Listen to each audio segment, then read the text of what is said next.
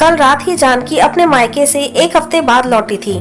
सुबह जब दूध वाले ने घंटी बजाई तो उसने अलसाई आंखों से दरवाजा खोला।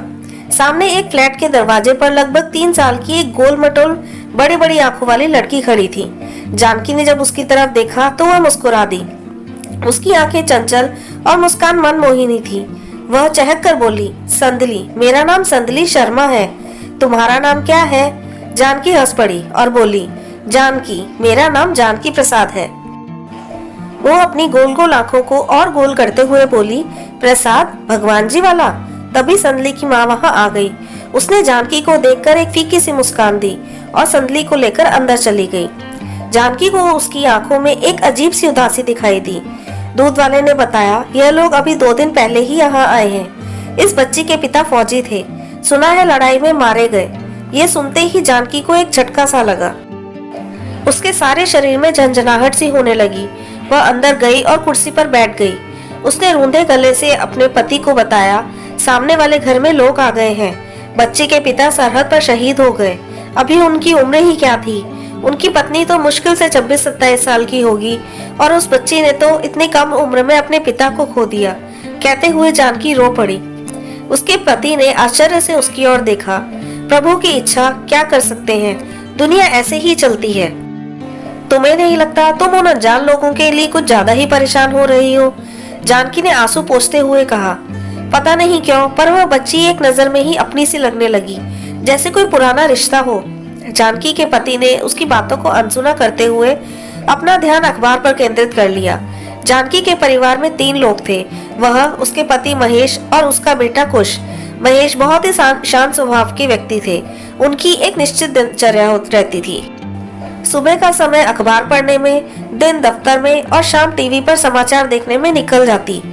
बात भी वह नपे तुले शब्दों में ही करते। उन्हें कहीं आने जाने का भी कोई शौक नहीं था। हर जगह जानकी अकेले ही जाती, चाहे फिर वो कोई पारिवारिक समारोह हो या बेटे के स्कूल का कार्यक्रम। कुश का स्वभाव भी अपने पिता की तरह कम बात करने का था। वह पढ़ाई में तेज होने के साथ साथ खेल कूद में भी आगे था। जानकी की बैठक कुश के मेडल व कप से भरी रहती।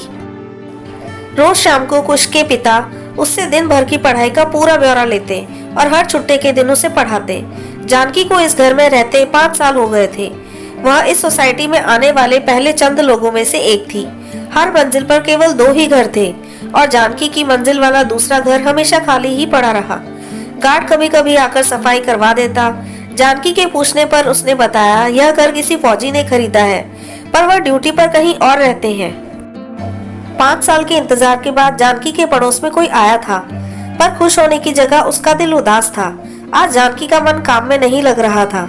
बार बार उसकी आंखों के सामने संदली की चमकती और उसकी माँ की बुझी आंखें आ रही थी।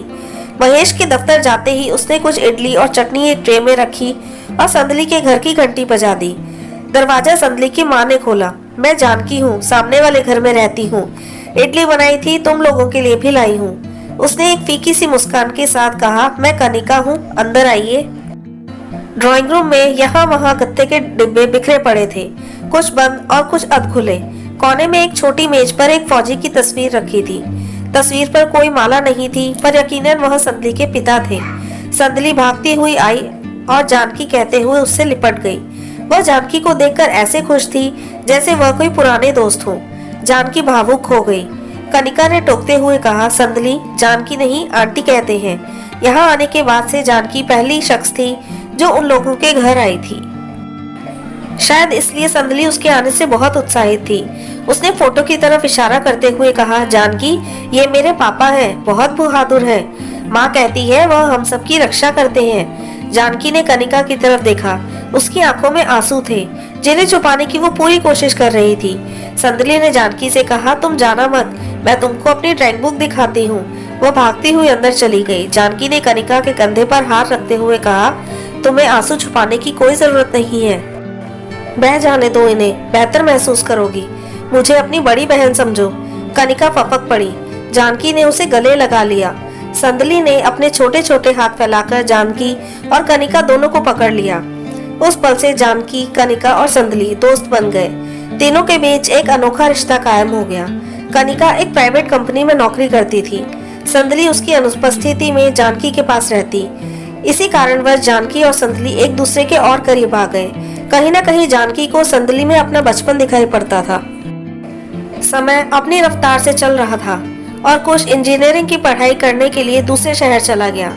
जानकी के लिए यह मुश्किल समय था, पर संदली के कारण उसका मन लगा रहता। संदली वैसी ही चंचल और बातूनी थी जैसी कि जानकी शादी से पहले हुआ करती थी। दोनों के शौक भी मिलते थे। वह कभी फिल्म देखने जाते और कभी चाट खाने। कनिका को ना तो फिल्मों में रुचि थी न चाट में। वह कई बार संदली की डांट भी लगाती, ढंग का खाना तो तुमसे खाया नहीं जाता, बस चाट पकौड़े खिला लो। संदली दबी जुबान में कहती, मैं थोड़ी ना खाती हूँ, वह तो जानकी जिद करती है। छुट्टी वाले दिन कई बार माँ बेटी शहर में होने वाले नाटक या शास्त्रीय संगीत के कार्यक्रम देखने जाते। संदली का वहाँ बिल्कुल भी मन नहीं लगता, पर अपनी माँ की खुशी के लिए वह साथ में जाती। कभी तीनों साथ में बाजार जाते। संदली और कनिका के आ जाने से जानकी की जिंदगी में एक रौनक आ गई थी। कुश की इंजीनियरिंग पूरी हुई और वह MBA करने अहमदाबाद चला गया। एक रात अचानक महेश को दिल का दौरा पड़ा। जानकी ने भागकर कनिका के घर की घंटी बजाई। घबराहट के कारण वह अपनी बात कह नहीं पा रही थी। कनिका ने उसे हिम्मत दिलाई और अस्पताल फोन करके एम्बुलेंस बुला ली। उसने अपने पर्स में पैसे रखे और वह लोग अस्पताल के लिए निकल गए। दुर्भाग्यवश अस्पताल पहुंचने से पहले ही महेश की मौत हो गई। कुश ने आकर अपने पिता के सभी अंतिम कार्य पूरी जिम्मेदारी के साथ पूर्ण किए। जाने से पहले वह अपनी मां को लेकर बहुत परेशान था। कनिका ने उसे आश्वासन दिया कि वो निश्चिंत होकर जाए और पूरा मन लगाकर अपनी परीक्षाएं दे। वह मां का पूरा ध्यान रखेगी, साथ ही उसके पापा के पेंशन और बैंक के सभी काम भी करवा देगी। कुश की पढ़ाई पूरी हुई और वह बेंगलोर में नौकरी करने लगा। संदली ने अपने ही शहर में BSc में दाखिला ले लिया। कुश चाहता था कि माँ अब उसके साथ आकर रहने लगे, पर जानकी इस बात के लिए तैयार नहीं थी। वो बीच बीच में उसके पास जाती और 1.5-2 महीने रहकर वापस आ जाती। इससे ज्यादा उसका मन वहां पर नहीं लगता था। संदली हर बार उससे लड़ाई करती। जानकी, तुमने कहा था तुम 1 महीने में आ जाओगी, बस बेटे से ही प्यार है, बेटी को भूल गई।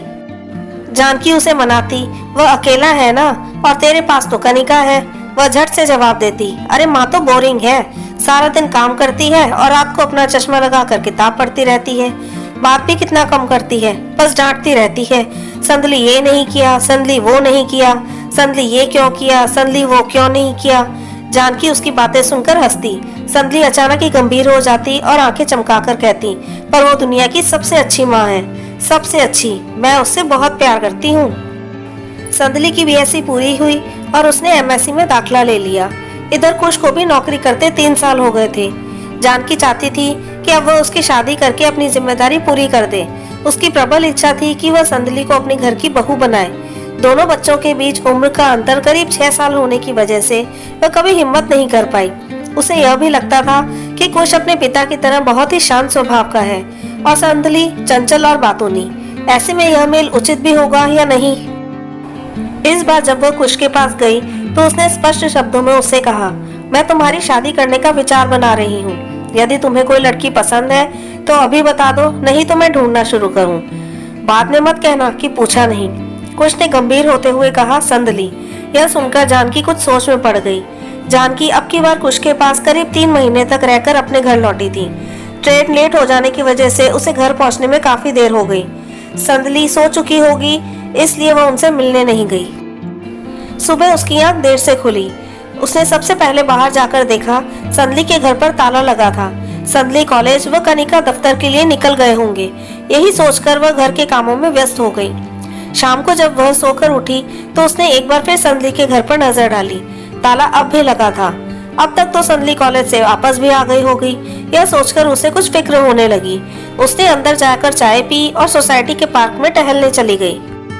पार्क पहुंचकर जानकी ने देखा, दूर बेंच पर संदली गुमसुम बैठी थी। उसे कुछ अजीब लगा कि संदली कॉलेज से वापस आकर भी उससे मिलने नहीं आई। जानकी ने सोचा इस बार समय अधिक लगने की वजह से संदली कुछ ज्यादा ही नाराज है। वह तेजी से चलकर उसके पास गई और वहीं बेंच पर बैठ गई। उसने संदली की तरफ प्यार से देखते हुए कहा, नाराज हो? अब की बार बहुत समय लग गया ना। इससे पहले कि जानकी आगे कुछ कहती, संदली बोली, नहीं आंटी, मैं समझती हूँ। संदली के मुंह से आंटी सुनकर जानकी चौंक गई। शुरू से संदली उसे जानकी कहती थी। कनिका कई बार उसे टोकती, पर संदली का जवाब होता, ठीक है, जानकी नहीं तो जानू कहूंगी। संदली उस सबको इज्जत देने वाली और सबसे प्यार करने वाली लड़की थी। काम वाली बाई को मौसी और सोसाइटी के गार्ड को गार्ड भैया कहकर बुलाती। पर जानकी के साथ उसका एक अलग ही रिश्ता था। जानकी को संदली में एक परिवर्तन महसूस हो रहा था। हर समय हंसने बोलने वाली संदली ने ना तो हर बार की तरह भागकर जानकी को गले लगाया और ना ही लड़ाई की। जानकी, तुम इतने दिन लगाकर क्यों आई? तुम जानती हो ना तुम्हारे बिना मेरा मन नहीं लगता। जानकी उसे 3 साल की उम्र से जानती थी। वह समझ गई कि यह संदली की नाराजगी नहीं, कुछ और ही है। उसने संदली का हाथ अपने हाथ में लेते हुए कहा, क्या बात है? कुछ तो है जो तुम मुझे नहीं बता रही। संदली की आंखें डबडबा गईं। उसने जानकी का हाथ कसकर पकड़ा और उसे घर के अंदर ले आई। उसने दरवाजा बंद कर लिया और जानकी के गले लगकर रो पड़ी। जानकी अंदर तक कांप उठी। उसने आज पहली बार संदली को रोते हुए देखा था। वह समझ गई थी जरूर कुछ बड़ा हुआ है। थोड़ी देर बाद संदली शांत हो गई। उसने जानकी से कहा, 1 हफ्ते पहले मेरे कॉलेज में संगीत समारोह था। हर लड़की को एक एक पास मिला था जिससे वह किसी अपने को समारोह में बुला सके। उन पास का फायदा उठाकर कुछ बाहर के लड़के कॉलेज में आ गए। कार्यक्रम के बीच मुझे बाथरूम जाना था। मैंने अपनी दोस्त से साथ चलने को कहा, पर कोई भी कार्यक्रम छोड़कर जाने को तैयार नहीं हुआ। मेरा जाना जरूरी था और बाथरूम पास में ही था, इसलिए मैं चली गई। जब मैं महिला प्रसाधन में पहुंची तो 2-3 लड़के वहां खड़े शराब पी रहे थे। मैंने उन्हें देखकर वापस जाने लगी। उनमें से एक लड़के ने कहा, हम जा ही रहे हैं। उनके जाने के बाद मैं बाथरूम चली गई। जब मैं बाहर निकली तो उनमें से एक लड़का बाथरूम का मुख्य दरवाजा बंद करके उसके सहारे खड़ा था। मैंने उसे देखकर घबरा गई। मैंने उसे हटने को कहा तो उसने मुझे पकड़ लिया और फिर मेरे साथ जबरदस्ती, कहकर संदली जोर जोर से रोने लगी। रोते रोते वह कह रही थी, मैं मदद के लिए चिल्ला रही थी, पर संगीत की आवाज बहुत तेज होने की वजह से किसी को भी मेरी चीखें सुनाई नहीं पड़ी। संदली जानकी की गोद में सर रखकर न जाने कब तक रोती रही। कनिका ने लौटकर जानकी को बताया, हमने पुलिस में रिपोर्ट तो उसी दिन लिखवा दी थी, पर अभी तक कुछ नहीं हुआ। कॉलेज के प्रिंसिपल पुलिस के साथ सहयोग नहीं कर रहे हैं। मैं कई बार थाने और कॉलेज के चक्कर लगा चुकी हूँ। प्रिंसिपल मुझसे मिलने को तैयार नहीं है। आज सुबह भी मैं वहीं जाने के लिए जल्दी निकल गई थी। आप सो रही थी इसलिए जगाया नहीं। जानकी ने उन दोनों को कहा, तुम लोग चिंता मत करो, मैं तुम लोगों के साथ हूँ। हम ये लड़ाई मिलकर लड़ेंगे। अगले दिन सुबह जानकी अपनी चचेरी बहन के घर गई। उसके पति पुलिस विभाग में उच्च पद पर थे। उनसे मिलकर जानकी ने उनकी मदद मांगी। जानकी ने उनसे कहा, आपको मेरी मदद करनी ही होगी। संदली मेरी पड़ोसी नहीं, मेरी बेटी है। जितनी देर वो अपनी माँ के पास रहती है उससे कहीं ज्यादा वो मेरे पास रहती है। पुलिस के काम में तेजी आई। उन्होंने प्रिंसिपल पर दबाव डाला और जल्द ही अपराधी पकड़ा गया। जानकी ने अपने बहनोई की मदद से शहर के एक नामी वकील का इंतजाम कर लिया। उसने संदली और कनिका का हर तरह से साथ दिया। वकील से मिलना हो या कोर्ट की तारीख, जानकी हमेशा उन लोगों के साथ होती और उनका हौसला बढ़ाती। जानकी का काम अभी खत्म नहीं हुआ था। उसने संदली को अपनी पढ़ाई पूरी करने को कहा। संदली ने यह कहकर मना कर दिया, मुझ में उस कॉलेज में दोबारा जाने की हिम्मत नहीं है। जानकी ने उसे समझाया, संदली तुम एक बहादुर सैनिक की बेटी हो जिसने सरहद पर अपने देश के लिए जान दी। तुम उस माँ की बेटी हो जिसने कम उम्र में अपने पति को खोने के बाद अकेले इस दुनिया का सामना किया और अपने दम पर तुमको पालकर बड़ा किया। इसके ससुराल और मायके दोनों पक्षों ने कभी एक फोन तक नहीं किया। तुम्हारे माँ पापा ने उन लोगों की मर्जी के विरुद्ध शादी की थी। इस बात की नाराजगी वो आज तक झेल रही है। तुम ऐसे घबराकर घर नहीं बैठ सकती। संदली को जानकी की बातों से हिम्मत मिली और उसने दोबारा कॉलेज जाना शुरू कर दिया। कुछ लोगों ने सहानुभूति दिखाने की कोशिश की और कुछ ने आलोचना की। संदली पर दोनों ही बातों का असर नहीं पड़ा। पढ़ाई के साथ साथ केस भी चलता रहा। लोकल अखबारों में केस की खबरें छपती। सड़क चलते लोग भद्दे ताने कसते, पर वह उन्हें अनसुना कर देती। अब माँ पापा और जानकी उसकी ताकत थे। एमएससी की परीक्षा पूरी होते ही संदली ने पीएचडी में दाखिले के लिए फॉर्म भर दिया। संदली को पीएचडी में दाखिला मिल गया। बहुत दिनों बाद कोई अच्छी खबर आई थी। संदली ने खुश होकर कनिका और जानकी को गले लगा लिया। सभी की आंखों में खुशी के आंसू थे। संदली अब तक अपने साथ हुए उस हादसे से काफी हद तक बाहर आ गई थी। जानकी ने मौका देखकर कनिका से संदली का हाथ मांग लिया। इस खुशी के मौके पर मैं तुमसे कुछ मांगना चाहती हूँ। तुम्हें मना करने की पूरी आजादी है। मैं संदली को अपने घर की बहू बनाना चाहती हूँ, यदि तुम दोनों खुश को उस रूप में स्वीकार करो तो। दोनों ने एक साथ कहा, ये नहीं हो सकता। आप सब कुछ जानती हैं। कुश कभी भी इस बात को स्वीकार नहीं करेगा। जानकी ने उन दोनों को पूरी बात बता दी कि वो क्यों आज तक चाहकर भी दोनों से ये बात करने की हिम्मत नहीं कर पाई। उसने कहा, कुश ने अब की बार मुझसे संदली के लिए कहा था, पर जब मैं यहाँ आई तो सभी लोग किसी और उलझन में उलझ गए थे। अब सब ठीक है तो मैं हिम्मत करके कह रही हूँ। इस हादसे के अलावा और भी कोई कारण है तो तुम लोगों को मना करने का पूरा हक है। संदली ने गंभीर होते हुए कहा, जानकी, कुश ने तुमसे इस हादसे से पहले कहा था, अब सब कुछ बदल गया है। जानकी ने प्यार से उसके बालों में हाथ फिराते हुए कहा, संदली, कुश सब जानते हुए भी रोज मुझसे पूछता है कि आपने उन लोगों से बात की।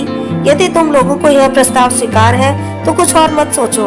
मैं और कुश तुम्हें पूरे मन से अपने घर की बहू बनाएंगी। संदली और कनिका बहुत देर तक अपने तर्क देते रहे और जानकी अपने। आखिर में जीत जानकी की हुई। संदली जानकी की घर की बहू बनी।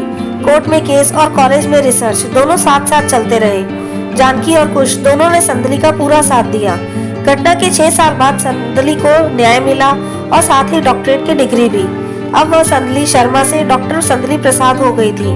प्रसाद भगवान जी वाला, पर उसके लिए आज भी वह जानकी ही थी। दोनों का एक अनोखा अटूट रिश्ता।